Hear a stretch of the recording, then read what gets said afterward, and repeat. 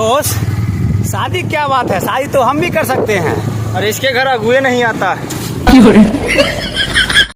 गजब से बात कर लिया करो लड़की, नहीं तो मरने के बाद बात करने लगे ना तो ताबीज लेती फिरोगी।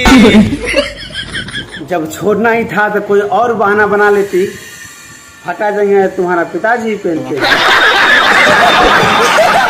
मैं कुछ नहीं कर सकती, मेरा तबीयत खराब है। हम तो सोचे आज शॉपिंग वॉपिंग करके आएंगे।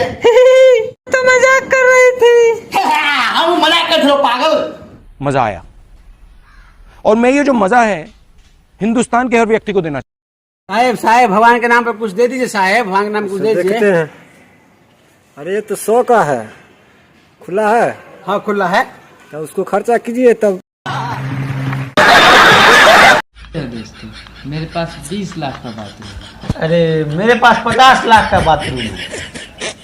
तो क्या गरीब आदमी रहोगे, लैट्रिन फैक्ट्री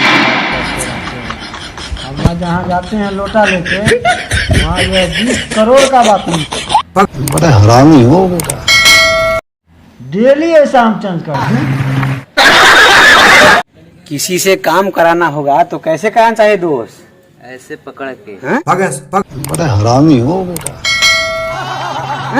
ऐसे कोई काम करेगा?